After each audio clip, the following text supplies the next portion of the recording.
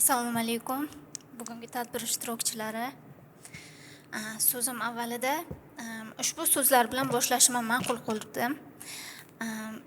Birozgina tasavvur qilib ko'raylik, iltimos sizlardan. Hayotingizda shunday o'zgarish sodir bo'ldi. Siz mutlaqo eshitmadingiz, eshitmayapsiz, gapirmayapsiz. Lekin mana shu hayotda yashashda davom etishingiz kerak. Sizda qanday to'siqlar, qanday muammolar paydo bo'ladi? Hech o'ylab ko'rganmisiz yoki bo'lmasa bir o'ylab ko'rishingizni iltimos qilgan bo'lardim. Oddiygina bir misol. Oddiy bir taksi haydovchisiga mana shu manzildan, ya'ni bu manzilga yetib borishingiz to'g'rida undan so'rashingiz kerak. Lekin buni siz imo-ishorada tushuntirdingiz, ammo ular sizni tushuna olishmadi. Sizni o'zingiz singari gapira olmaydigan, eshita olmaydigan insonlar tushuna olishmasa, afsuski, qolgan insonlar esa yo'q.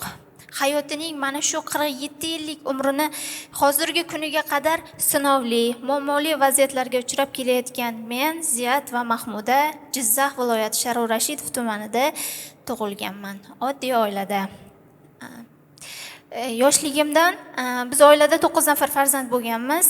Akam hamda men gapira olmayman, eshita olmayman. Qolgan opa-ukalarim gapirishadi, eshitishadi. Biz mana shu maktab davrida, ya'ni internet, ixtisoslashtirilgan internet maktabida o'qiganmiz. O'sha internet maktabida bizga kasb hunari o'rgatishgan. Ya'ni men tikuvchilik kasbini o'rganganman.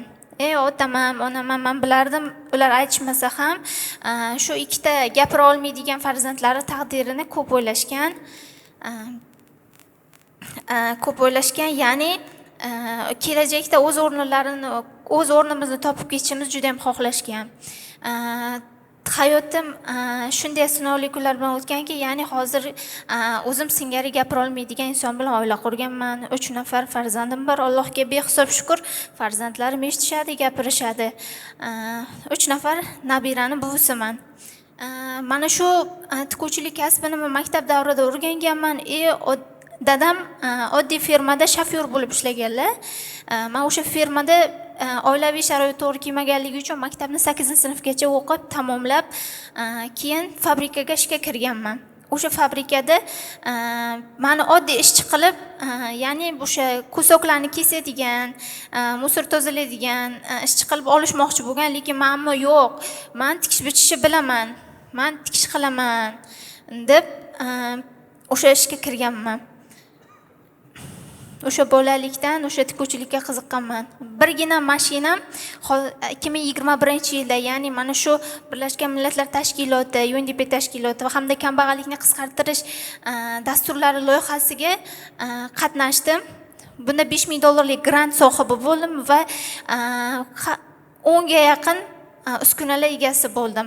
Hozirgi kunga kelib, ya'ni 2021-yildan hozirgi kunga qadar 183 nafar o'quvchilarni o'qitdim. Ularni ko'pi gapirishda hamda eshitishda nuqsoni bo'lgan o'zim singari xotin-qizlarni tashkil qiladi. Ulardan yana qolgan nafarlar esa ayollar daftari, temir daftarda turuvchi xotin-qizlardan iborat hisoblanadi. Hozirgi paytda o'sha ishchilardan 8 nafari, ya'ni shogirdlarimdan 8 nafarini ish bilan band qilib, hozirgi kunda ish faoliyatimizni olib bormoqdamiz, ya'ni tikuvchilik kasbimni davom ettirib kelmoqdaman. Bu men faxrlanadigan bir tomonlarimdan biri deb ayta olaman. Yana aytmoqchimanki, o'sha 2023-yil o'sha mana shu BMT taraqqiyot dasturida, ya'ni har xil tanlovlarda ham qatnashib kelmoqdaman.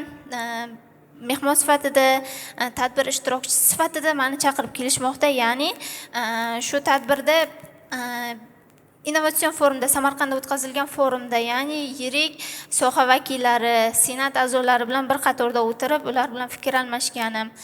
Bu men uchun albatta baxt, juda ham katta baxt.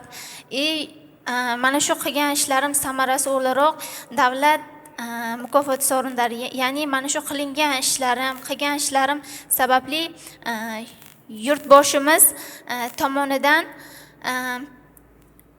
mukofotga, ya'ni shuhrat medali bilan sazorlandim. Ya'ni bu juda ham xursandman va bundan baxtiyorman. Bu meni yutuqli onlarim, erishgan yutuqlarim deya bemalol ayta olaman. Hozir sizlarga bitta savol bilan yuzlanmoqchiman.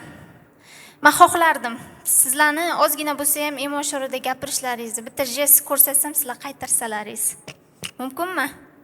Xohlaysizlarmi? Birgina so'z. Assalomu alaykum. Assalomu alaykum. 3 marotaba qaytaryaptilar. Assalomu alaykum. Xursandman, rahmat debdilar. Rahmat. Sizlar ko'rsatdilaringiz, men juda ham xursand bo'ldim. Rahmat sizlarga. Katta rahmat e'tiborlaringiz uchun.